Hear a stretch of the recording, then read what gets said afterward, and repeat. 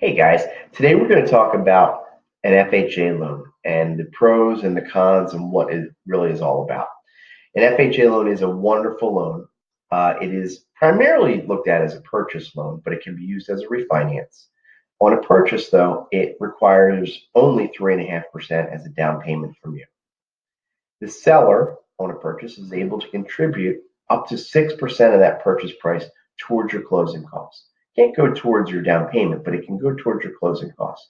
So in theory, if you're able to get a 6% seller assist, depending on how much the taxes are, et cetera, on the house, you might be able to get into that house with only 3.5% of your own funds.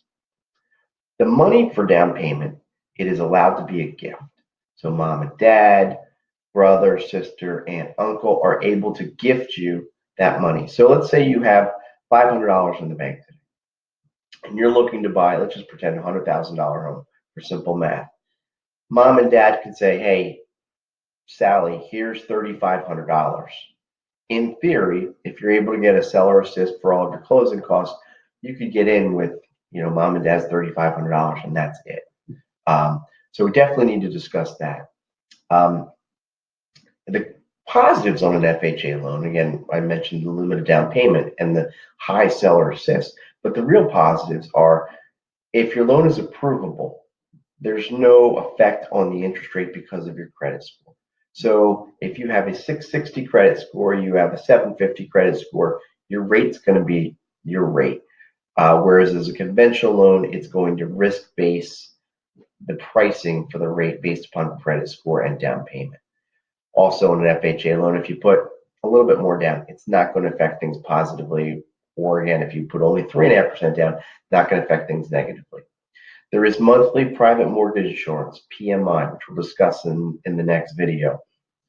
But that PMI on an FHA loan is there for the life of the loan. Regardless of how much equity you have, it is there for the length of time that you have this loan in place. That's a very important thing to consider.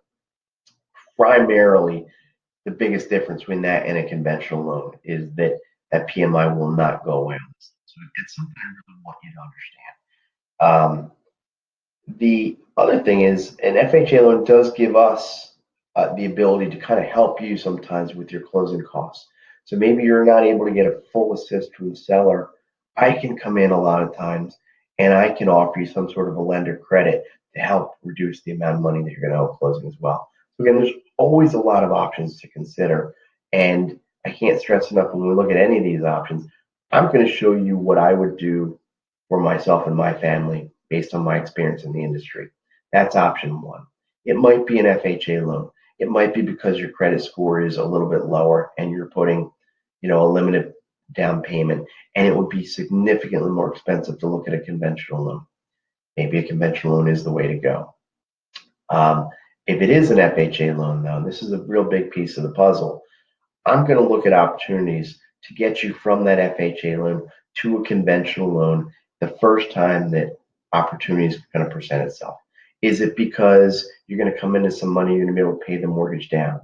Is it because your credit might have a little bit of a storied past, and by paying a mortgage timely for 6 or 7 months, your credit scores might bump up a little bit? And then we can look at opportunities to take you from this loan into a conventional loan with either no PMI or PMI that will go away. So I look forward to speaking with you soon, and we'll talk. Stay tuned for the next video on PMI. Thanks, guys.